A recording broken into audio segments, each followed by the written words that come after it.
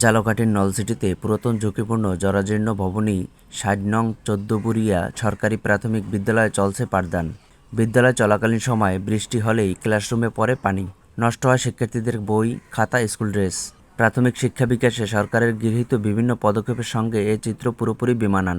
বিগত সরকারগুলো প্রাথমিক শিক্ষার বিকাশে বিভিন্ন উদ্যোগ নিলেও চরমভাবে অবহেলিত পুরনো ঐতিহ্যবাহী সরকারি প্রাথমিক এই বিদ্যালয়টি। আমাকে ছাদ ভাঙা, আমাকে ছাদ থেকে পানি পড়ে, আমাকে বই খাতা নষ্ট হয়, তারপর ভাঙে পড়ে, ছাদ থেকে পানি পড়ে। আমরা এই স্কুলে পড়ি, এই স্কুলে বৃষ্টি পড়লে তো ছাদ থেকে পানি পড়ে, আর আমাদের বসতে অনেক কষ্ট হয়, বই খাতা পানিতে ভিজে যায়। স্কুলটি দেখে মনে হবে জরাজীর্ণ পরিত্যক্ত ভবন।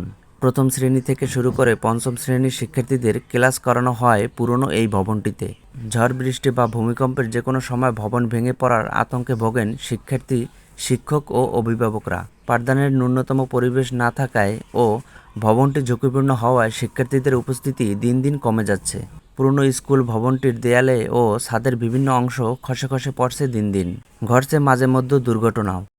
আমাদের বিদ্যালয়ে প্রতিনিয়ত এই বৃষ্টির কারণে যে পানি পড়ছে, এ কারণে আমাদের শ্রেণী কার্যক্রমে অনেক সমস্যা হচ্ছে, আর আমরা সবসময় একটা আতঙ্কে থাকছি। বৃষ্টি হলে পানি মাঠে যদি পানি বেশি জমে, সাথে সাথে আমাদের রুমের ভিতরে ঢুকে যায়, রুমের ভিতরে ঢুকে যাবে। কিছুদিন আগে বন্যায় এমন পানি হয়েছে, মানে স্টিল আলমারির দ্বিতীয় তাক পর্যন্ত পানিতে ডুবে গেছে।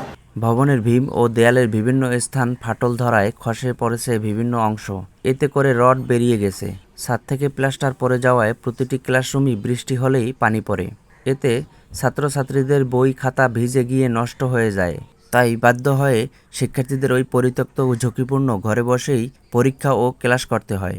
১৯২৬ সালে স্কুলটি স্থাপিত হওয়ার পর ১৯৯২ ও ৯৩ অর্থবছরে স্কুলটির নতুন ভবন নির্মাণ করা হয়। কিন্তু বেশ কয়েক বছর ধরে স্কুলটির বিভিন্ন অংশ ভেঙে পড়ে যাওয়ায় এটি ঝুঁকিপূর্ণ হয়ে গেছে। পুরনো বিল্ডিং হওয়ায় আতঙ্কে কখন জানি ভেঙে পড়ার ভয়ে ছাত্রদের পড়াশোনা করতে ব্যাঘাত ঘটছে।